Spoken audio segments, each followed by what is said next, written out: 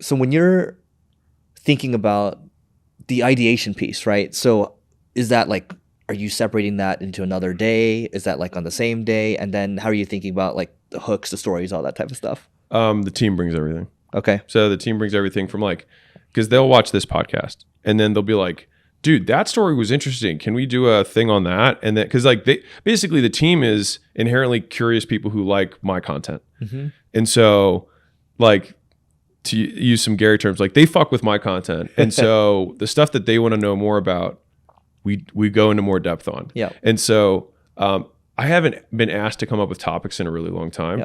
But I'll tell you how I would come up with topics, because this is how I was doing it when it was just me starting out, is that I just like to use time as my like anchor for this.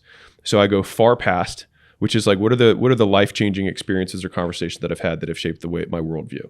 And so those are stories that I will tell because I think they're impactful and people get value from them. Then I have recent past, which is like, let me look at my calendar over the last week and just look at all the meetings I had. And I would have my phone up and be like, okay, so I was talking to one of our portfolio companies who's trying to make a change on pricing. And so this is what we were considering. You know what I mean? I just literally go through what my life was.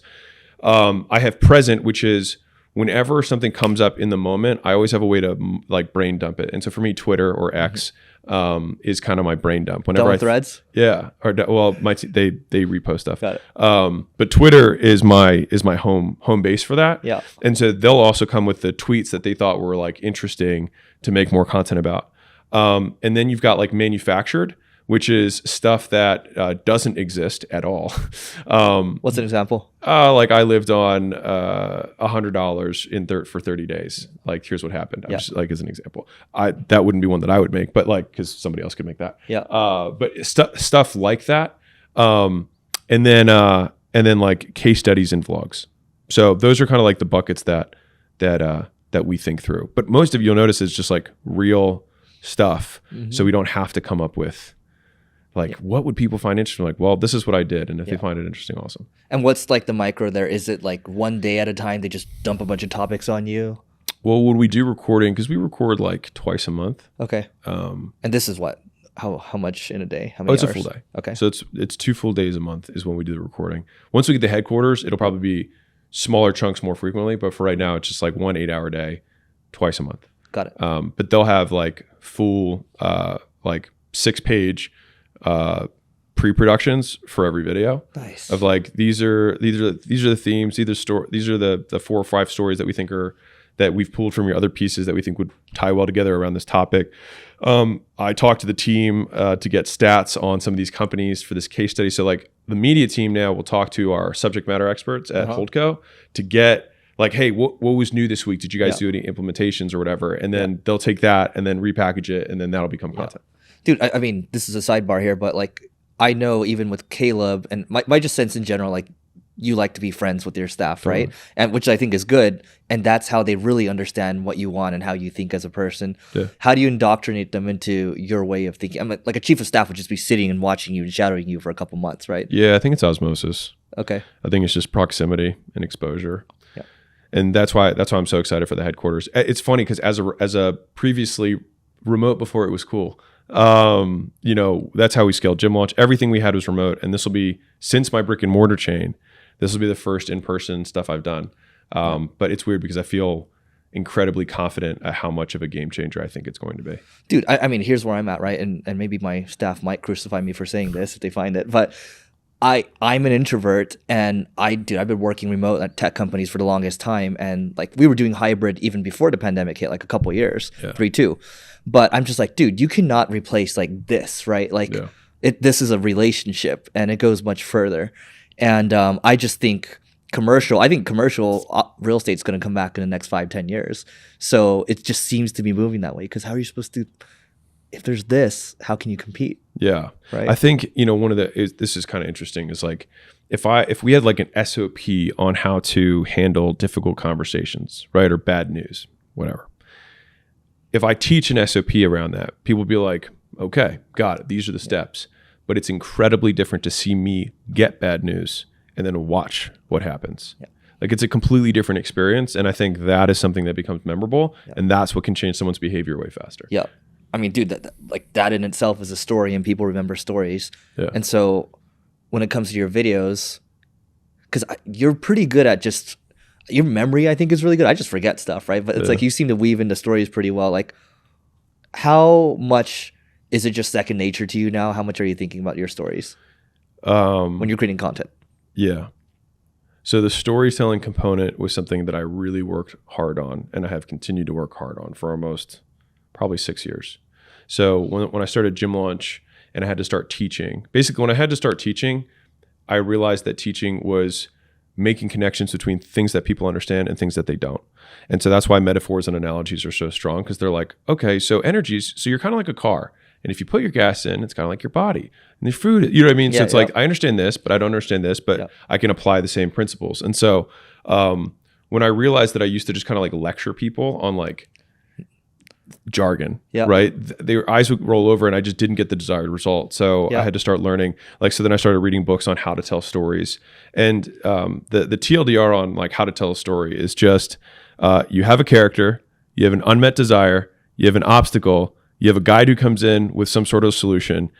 The person tries the new way, it works, and then there's an internal achievement and an external achievement, meaning like who did they become in the process and what happened on the outside. And so like I just pretty much just try and think through that process of like desire, unmet desire, obstacle, guide, plan, execution, result. The fact that you can just roll that off your tongue means like it is burned into you.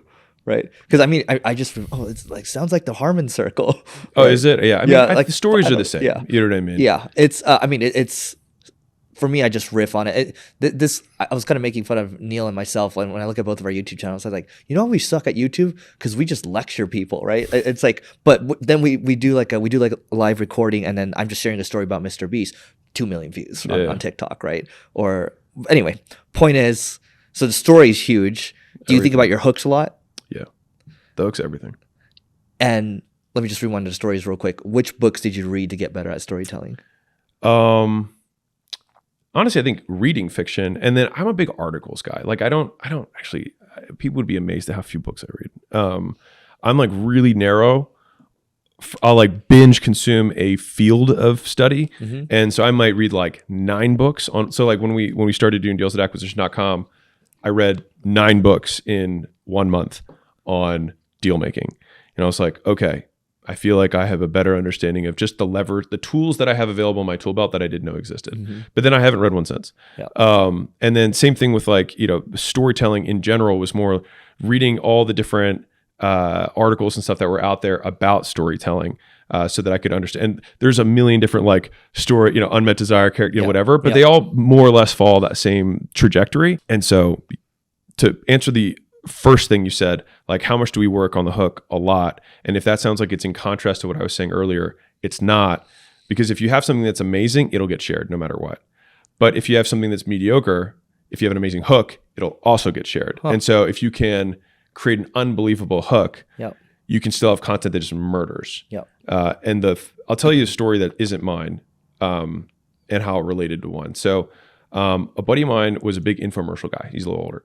And he did this book. He had a book that he was selling. And so he had Larry King fly out and record like a 1-hour book infomercial promo. And so it was like a big deal for him, you know, getting interviewed by Larry King.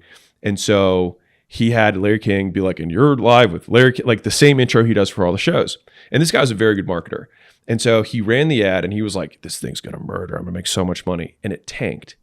And he was like, what is going on? And so then he was like, so he started studying game footage. He looked at his all-time best ads. He was like, all right, I'm watching this one. He watched this one. And he was like, I messed up the hook. He's like, the hook's wrong. And so he flew Larry King back out, reset up the entire fake setup of Larry King Live, and re-recorded the first 30 seconds. And then pushed out the new one with the new hook, $100 million in the next 12 months. That's crazy. And so we had, like, my story is not nearly as significant as that, but we had a video recently that was like, we all were like, this is a good video. And it got like 5,000 views or something, which is pretty small for our account. And so the guys just cut out the first 3 seconds. And then it was basically saying like, so I had this time when, and then they just cut that out and just went to the when the thing happened. And it went from 5,000 to 900,000. Is it because in analytics you just saw a big tank like drop off? Like they hear the first 3 words or 5 words or phrase, and they're like, not interested. Yeah. And so you have 5 seconds, but it's more like 2. Yeah. Or like 2 milliseconds in a shorts. Yeah, tiny. But it makes all the difference in the world. So going back to your team then, like, is most of your content team based here? I'm going to give a really good, Go for it. Sexy tactic. Yes. So this is something that I haven't even shared with you guys, but I just had this realization. So I had a tweet that just crushed this morning, and I was thinking about this when I made it. Was I wanted to give a business example, and then I used the same principle in a marriage, and then I did the generality of the principle. But then I was like, I should put the marriage one first because it's the way wider hook, and then I did the business one, and then it had the philosophical principle, and then it way outperformed.